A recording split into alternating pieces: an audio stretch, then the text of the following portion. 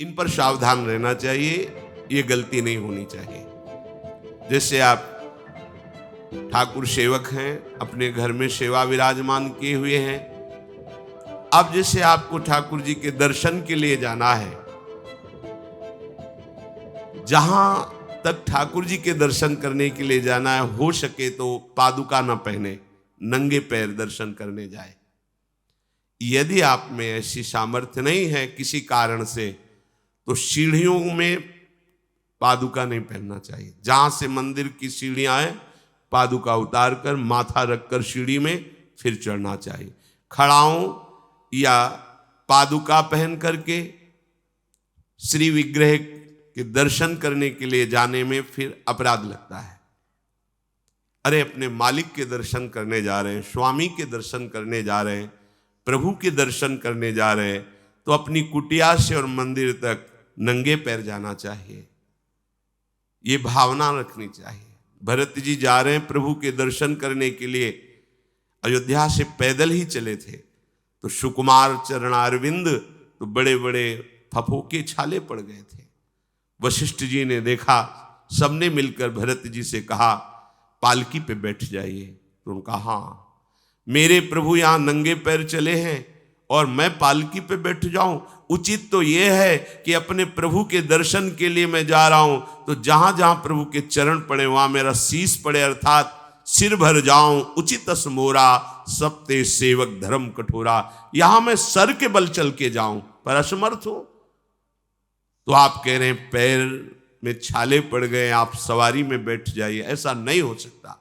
तो अपने प्रभु के दर्शन करने के लिए जब जाए, तो हो सके सामर्थ्य हो तो पादुका न पहने, कोई खड़ाऊं चप्पल जूता आदि ना पहने। अगर पहने हैं तो बस सीढ़ी तक ही पहन कर जाए, ऊपर सीढ़ियों के नहीं।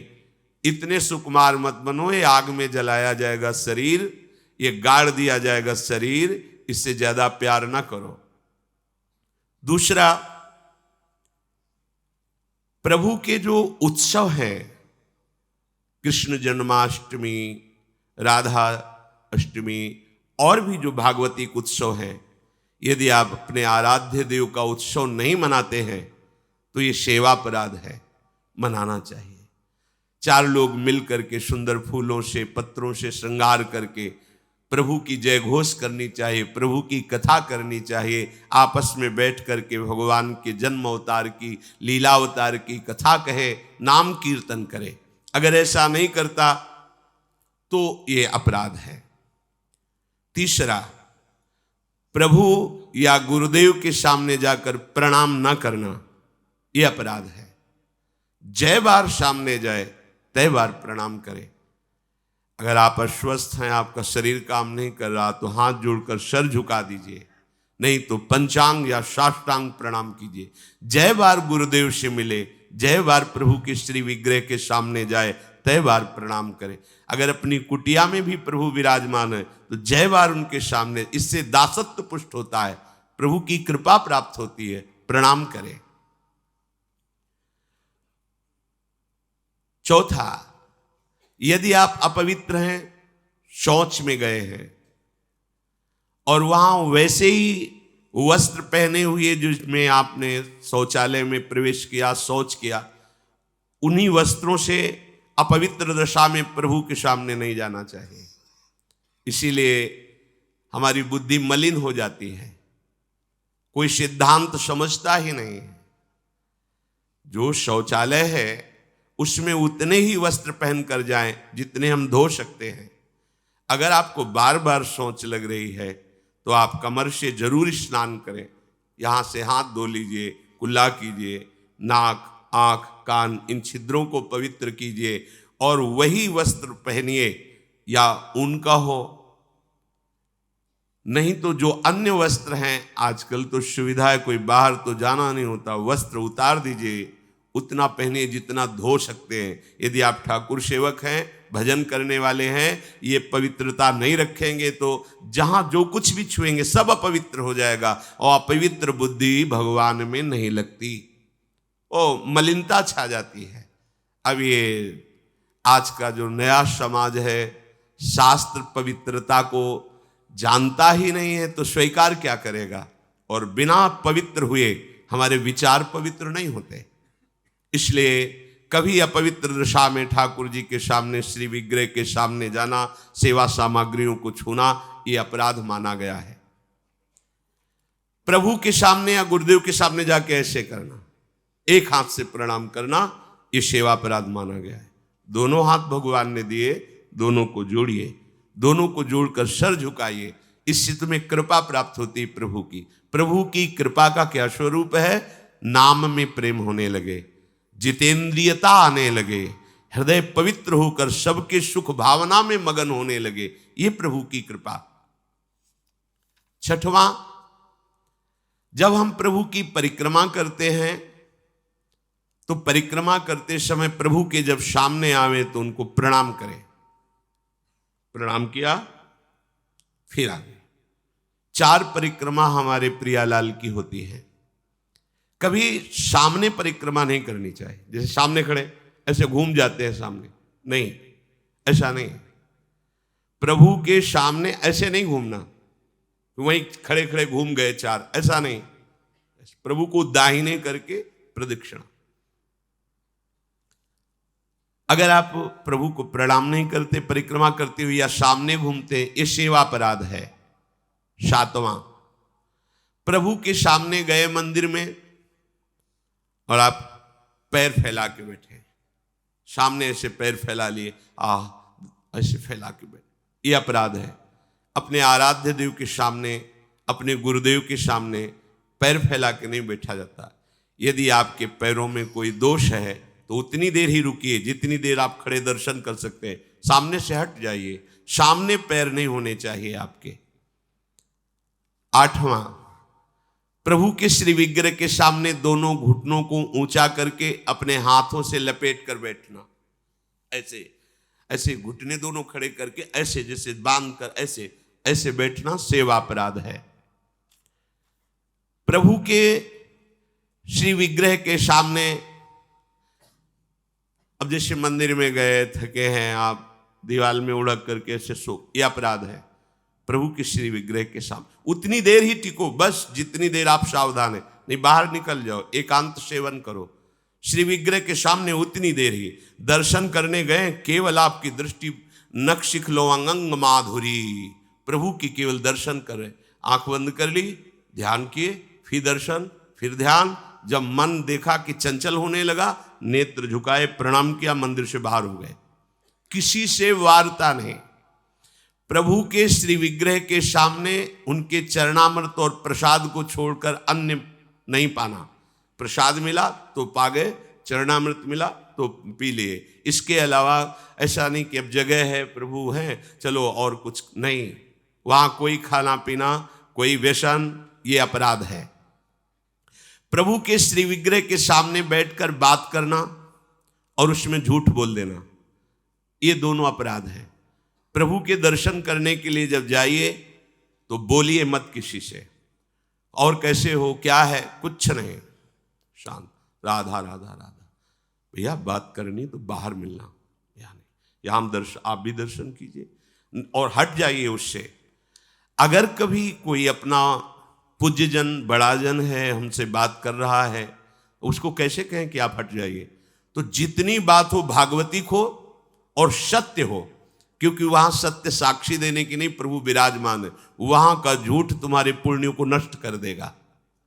पहले भी जब कोई बात सत्य कहलानी होती थी तो कहा जाता था मंदिर में चढ़ के बोल दो, फिर हम दोबारा तुमसे नहीं पूछेंगे। वो हाँ चलो, तो मंदिर में बोल रहा है मतलब सत्य बोल रहा है। प्रभु के सामने झूठ बोलना या अन्य वार्ता करना, यह अपराध है। प्रभु के श्री विग्रह के सामने जोर जोर से किसी को बुलाना, ए जोर से आवाज नहीं, स्वामी विराजमान है। अगर किसी को बुलाना भी है, इशारे से समीप जाके स्पर्श करके चलो दर्शन करो। प्रभु के श्री विग्रह के सामने आपस में प्रापंचिक बात करना, अगर बात ही करनी, आज देखो कितना सुंदर मोर मुकुट है, आज देखो कितना सुंदर प्रभु का हार है, आज देखो कैसे मकराकृत कुंडल है, आप देख रहे हो, प्रभु ऐसा लग रहा है मुस्कुरा रहे हैं, प्रभु देख रहे हैं। बस उनके विषय की बात करो तो करो, अन्यथा मौन। प्रभु के श्री विग्रह के सामने लड़ाई झगड़ा कर देना।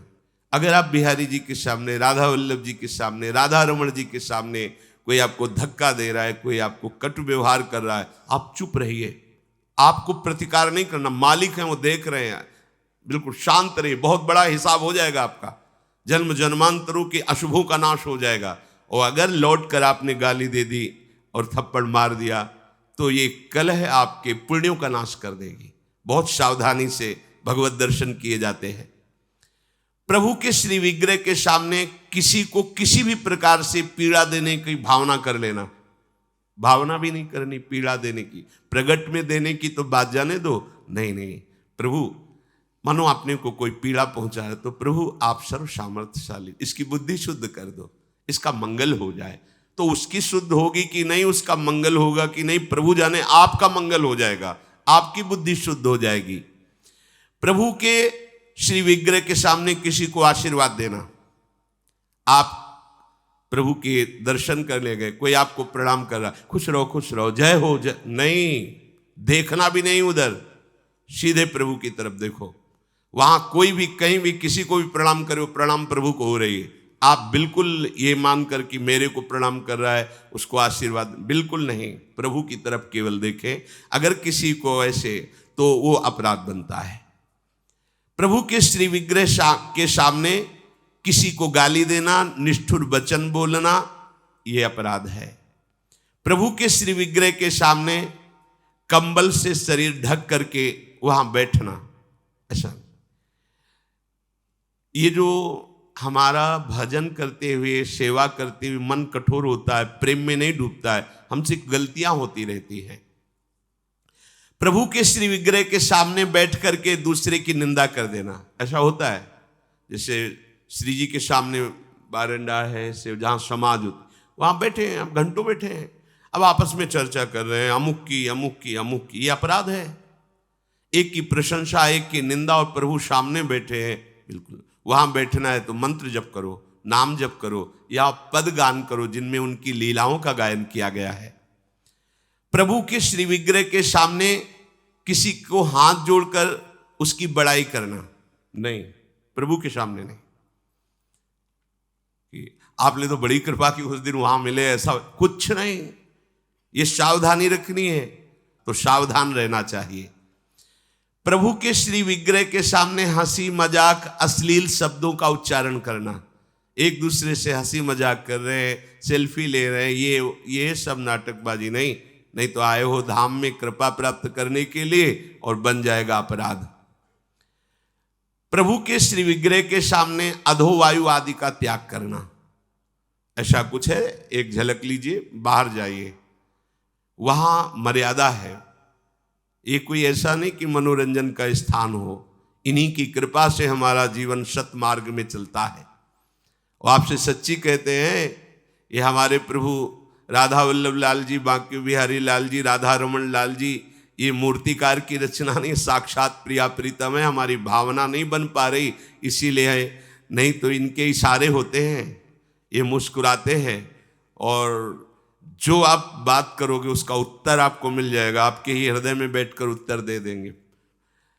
कई बार ऐसी प्रभु की तरफ से इशारे होते हैं कि साक्षात प्रभु विराजमान है, बस आपकी भावना जाकी रही, भावना जैसी प्रभु मूर्ति देखी तिन तैसी। और सेवा में आपके पास सामर्थ्य है, पर आप साधारण चीजों से प्रभु की सेवा कर रहे हैं तो यह अपराध है।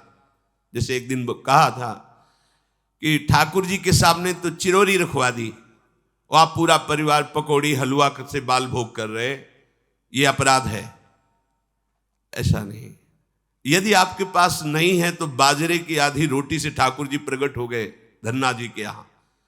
प्रभु को नहीं चाहिए, वो तो विश्व का भरण पोषण करने वाले स्वयं विश्वात्मा हैं। पर यदि आपके पास है तो उत्तम उत्तम भोग लगाइए, उत्तम उपचारों से प्रभु की सेवा कीजिए। ऐसा नहीं कि आप अपने लिए वस्त्र बहुत महंगे लाते हैं और प्रभु के लिए ऐसे साधारण कपड़े ले आए, अपने लिए अच्छी भोग सामग्री प्रभु के लिए। ऐसे दुकानों में है, सुपारी किसके लिए लेना है, आपको खाना है तो अच्छी क्वालिटी की रखिए, और अगर पूजा के लिए लेना है तो जो कोई खाएगा नहीं वो रखी पूजा वाली, सूखे नारियल पूजा के लिए, टून का कपड़ा पूजा के लिए। ये ऐसा नहीं होना चाहिए, ये सेवा अपराध है। अपने बच्चे को कैसे आप रखते हैं? देखिए, आप बाहर भी जाते हैं तो एक बोतल में दूध रखते हैं, थोड़े से कुछ खान पान के साथ, बच्चा है। ऐसे ही अपने ठाकुर जी को समझिए, वो आपके लाडले हैं। जो आप जल पिलाओगे वो जल पिएंगे, जो आप भोग लगाओगे भोग लगाएंगे। सेवा विग्रह में प्रभु आपके अधीन है। अगर सेवा विग्रह में आपने ऐसा बर्ताव किया जो नहीं होना चाहिए तो आपका हृदय कठोर हो जाएगा, आपकी भक्ति बाधित हो जाएगी। वैसे भी आसक्ति होनी चाहिए। जो सेवा विग्रह आपको प्राप्त हुआ उसमें आसक्ति होनी चाहिए। अच्छे से अच्छे पदार्थ देखकर मन ललचा जाए कि मेरी सामर्थ्य तो नहीं, पर अगर सामर्थ्य होती तो आज प्रभु को ये भोग लगाते, आज प्रभु को ये पहनाते, तो आप ये समझो आपको उसका फल मिल गया। चढ़ा नहीं पाए, समर्पित नहीं कर पाए, पर उसका फल आपको मिल गया, क्योंकि आपने विचार किया ना, भावना की ना, और प्रभु भाव ग्रहण करते हैं। प्रभु को बिना अर्पित किए किसी भी वस्तु को खाना पीना यह सेवा अपराध है। यदि आप गुरुमंत्र लिए हो, ठाकुर सेवा विराजमान किए हो और आप बिना अर्पित किए पाते हैं तो अपराध है। एक बार नंदगांव, ब्रज भक्तों के चरित्रों में है, नंदगांव में एक संत भगवान गुफा में भजन करते थे, तो माँ धूकरी मांग करो लौट रहे थे तो पीछे से आवाज आई, बाबा मुंह पे कृपा करो। पीछे मुड़ के देखा तो एक श्वान कुत्ता था। सोचा शायद कानों में ऐसे ही, फिर आगे, बाबा सुनाना है, मुंह पे कृपा करो। तो कौन हो तुम? पीछे मुड़ के तो कुत्ता खड़ा हुआ कह रहा था, मैं कहने में बहुत सा कुछ लग रहा है, मैं नंद भवन में सेवा करता हूं, चूक हो गई तो मुझे प्रेत योनि मिली। मैं कुत्ता नहीं हूं पर प्रेत हूं, इस समय आपके सामने इस रूप में हूं। तो आप इतनी बड़े स्थान से ऐसे कैसे च्युत हो गए, प्रेत कैसे बन गए? तो उन्होंने कहा, ठाकुर जी के लिए जो अमनिया आता उसको बिना भोग लगाए मैं पा लेता, स्वीकार कर लेता, उस अपराध के कारण मुझे ये योनि मिली। बाबा ने कहा, आपका परम कल्याण हो। तुरंत मधुकरी पाई और जूठन दी। जे ही जूठन पाई तो प्रेत योनि से मुक्त होकर श्री ठाकुर जी के धाम को गए। अगर आप बिना भोग लगाए पाते हैं, बिना भोग लगाए जल पीते हैं, जल भी पीना है तो आप अपने गुरुदेव का स्मरण करके, नाम लेकर ही जल पीजिए, उनको भाव से अर्पित करके। भोग पाइए तो अर्पित करके। अगर आप अर्पण नहीं करते हैं तो इसमें अपराध बनता है, ये आपकी बुद्धि को भ्रष्ट कर देगा, मलिन कर देगा। बिना भोग लगाए कुछ नहीं पाना। अगर ऐसा नियम रखोगे तो तुम्हारी बुद्धि रोज का रोज भक्ति के रंग में रंगती जाएगी, हृदय द्रवित हो जाएगा। बिना अपने आराध्य देव को अर्पित किए हुए कुछ भी नहीं स्वीकार करना।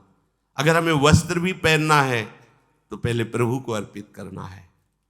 अगर ऐसी भावना रखोगे तो बहुत जल्दी प्रभु कृपा करके अपनापन आपके हृदय में प्रकट कर देंगे। जो सबसे बड़ी सिद्धि है कि श्री जी हमारी, लाडली जो हमारी, ये भाव आ जाना, हमारे माई श्यामाजू को राज, ये सबसे बड़ी सिद्धि हृदय में आ जाना। जैसे मीरा जी कहते, मेरे तो गिरधर गोपाल दूसरो न कोई। प्रभु को निवेदन किए बिना कोई भी वस्तु खाना पीना ये सेवा अपराध है। और जो ऋतु में सबसे सुंदर फल है, जो अनुकूल मौसम के है, वैसे ही सेवा करनी चाहिए। सर्दी है, थोड़ा गुनगुना जल, वो पदार्थ भोग में लगाएं जो सर्दी दूर करते हैं, क्योंकि आप जैसी भावना करेंगे प्रभु वैसा ही आपको अनुभव कराएंगे। अब कोई कल पूछ रहा था कि पानी बदलना चाहिए क्या प्रभु के लिए? एक गिलास में रख दिया, 24 घंटे ऐसे रखा है, उसको बदलना चाहिए, ये सेवा हो रही क्या? अरे भाई, पानी थोड़ी रखने के लिए है, वो तो समय समय से पिलाना है। और जब शयन कराते हैं तो 2 लड्डू रख दिए, जल रख दिए। जब उत्थापन किए तो उस प्रसाद को विराजमान प्रसादी स्थान में किया, फिर नवीन भोग लगाया उत्थापन का। ऐसे थोड़ी कि सुबह चिरौरी और पानी रख दिया और शाम तक वैसे रखा हुआ है, ये सेवा नहीं कहते, तो प्रमाद स्थिति है। देखो, गांव गली की सेवा वाली बात अलग है, यहां प्रेम की उपासना की बात है, शरणागति की परिपक्वता की बात है। सुंदर सुंदर फल वस्तुएं आई और आपने उनको पा लिया एक लेके, और फिर कहा कि भोग लगा देना, यह अपराध है। अब इसी में एक सावधानी की बात बता रहे हैं। गिरिराज जी की दंडोती परिक्रमा सदगुरुदेव भगवान के साथ लगा रहे थे। जब मानुषी गंगा में पहुंचे तो वहीं पास में सहतूत बिक रहे थे। महाराज जी ने कहा, श्री जी की इच्छा है, सहतूत लाओ। सहतूत लाए, वो इतने इतने खटमिठे से होते। मानुषी गंगा में उनको धोए, महाराज जी ने भोग पात्र में रख करके इतने दिए। बोले पाओ। महाराज जी श्री जी को, बोले ऐसे थोड़ी श्री जी को पवा देंगे, पहले बताओ खट्टे तो नहीं ज्यादा। तो कहा, महाराज जी अपराध तो नहीं लगेगा। बोले देखो, हमारे यहाँ प्रेम की उपासना है, हम हर वस्तु को पहले स्वयं चख के देखते हैं। अगर हमारी लाडली जी के लायक नहीं तो हम भोग नहीं लगाएंगे। अब ये ज्ञान तो हमें पहले था नहीं, क्योंकि पहले था कि बिना भगवान को प्रभु को अर्पित किए हुए एक किनका भी नहीं, क्योंकि सबसे पहले प्रभु। लेकिन ये इससे भी श्रेष्ठ बात है, हमारे लाडली लाल को कहीं ऐसा कोई भोग न लग जाए जो दुखद हो, तो हम पहले कढ़ी चावल रोटी सब सामग्री बनी। अब हम देखेंगे, पहले एक चम्मच निकाले, अलग लिए, हाँ कढ़ी ठीक है, बहुत सुंदर, ठीक। आज थोड़ा नमक कम है, थोड़ा सा और मिला देते हैं, या चीनी कम है खीर में, थोड़ा सा और मिला। फिर हाथ धोया, आचमन किया, फिर वहां से उसको ठीक किया और फिर भोग लगाया।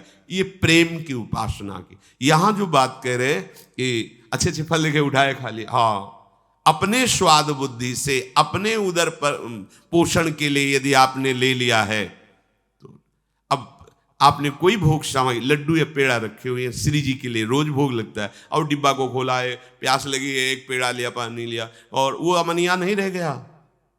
अब आपने ले लिया, पहले तो अपराध लगा कि आपने अमनिया पाया, दूसरा सारा वो पदार्थ जो रखा था वो सब बेकार हो गया, श्री जी के भोग लायक नहीं। बहुत होश में सेवा में प्रभु के श्री विग्रह के सामने पीठ करके बैठ जाना। सामने श्री जी विराजमान है तो उनके सन्मुख होकर के बैठिए या साइड में बैठिए, ठीक उनके सामने पीठ नहीं होनी चाहिए। प्रभु के श्री विग्रह के सामने किसी को प्रणाम करना, जैसे श्री जी के दर्शन करने राधा वल्लभ जी के गए हैं तो आंख बचाइए, किसी को आंख ना मिलने पावे, बड़ा छोटा कोई भी, बस मन से सबको प्रणाम, बस सीधे प्रभु से आंख मिला लीजिए। अगर वहां गुरु जी पधारते हैं या गुरु स्वरूप महापुरुष कोई पधारते हैं तो श्री विग्रह के सामने से हट जाइए और दूर हो करके फिर उनको लक्ष्य करके प्रणाम कीजिए, पर सामने नहीं। जैसे ऐसे सामने दर्शन कर रहे हैं तो उसमें हम प्रणाम करेंगे तो उनकी दृष्टि हमारी तरफ आएगी, तो हमारे द्वारा ये बाधा पड़ गई उनकी एकाग्र। और दूसरी बात, शास्त्र मर्यादा भी है प्रभु के साथ। अगर आप प्रणाम करते हैं तो कई बार हमने देखा है कि जैसे सदगुरुदेव भगवान दर्शन कर रहे हैं तो हिम्मत ही नहीं थी कि प्रणाम कर लो, क्योंकि उन मतलब वो उनकी कृपा से मन पर इतना शासन था, बिल्कुल पीछे साइड में उनके सामने जाने की, क्योंकि वो आँख जब मिल रही तो फिर बीच में नहीं।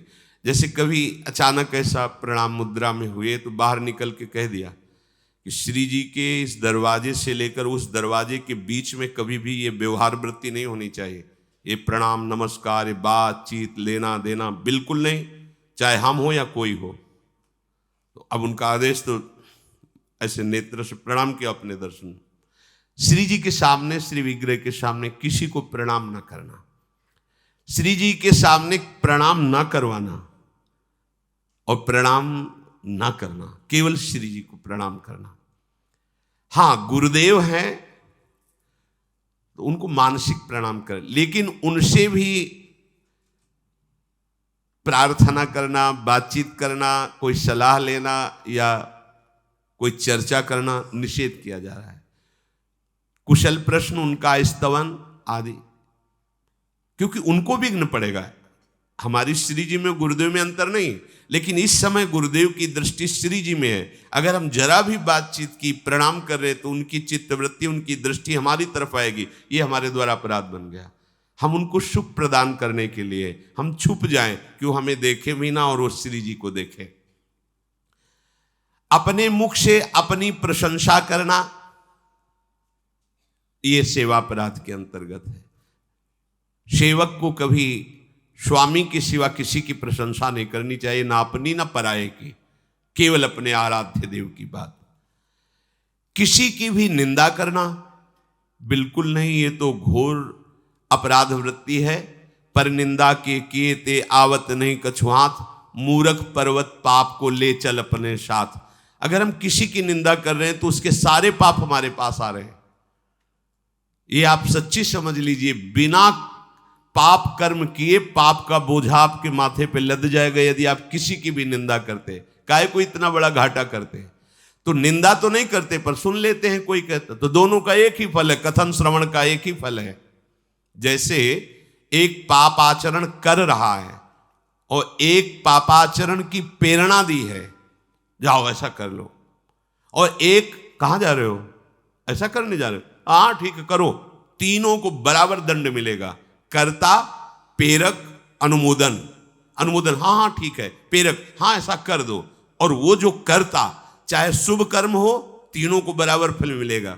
अच्छा कहां जा रहे हो, परिक्रमा, अरे भाई बड़े भाग्य की बात है, वृंदावन की परिक्रमा देना, अवश्य लगाओ, नाम जप करते हुए लगाना, पूरा परिक्रमा को उसको फल मिलेगा। अच्छा बैठे क्या कर रहे हो, 2-3 घंटे आप ऐसे बातचीत में नाम कीर्तन करते हुए परिक्रमा लगाओ ना वृंदावन के, चलो छाह लगाते, ये प्रेरणा हुई, वो अनुमोदन हुआ और वो परिक्रमा लगा रहे, तीनों को बराबर फल मिलेगा। ऐसे ही पाप कर्म में है, कर्ता, प्रेरक, अनुमोदन, तीनों को बराबर दंड मिलता है। ये हुए 32 अपराध सेवा के, और 32 उप अपराध। राजा के अन्न का भक्षण करना उप अपराधों में आता है। यदि वो वैष्णव नहीं, भगवत प्रेमी नहीं है तो राजअन्न को निषेध माना गया है। अंधेरे में श्री विग्रह को रखना, जहां श्री जी विराजमान है वहां एक दीपक ही चाहे जल ले, लेकिन जलना चाहिए, प्रकाश रहना चाहिए। अगर प्रभु शयन भी कर गए तो भी एक दीपक जलना चाहिए। अब तो दीपक की बात ही क्या है, अब तो लाइट व्यवस्था है तो छोटा सा प्रकाश का ऐसा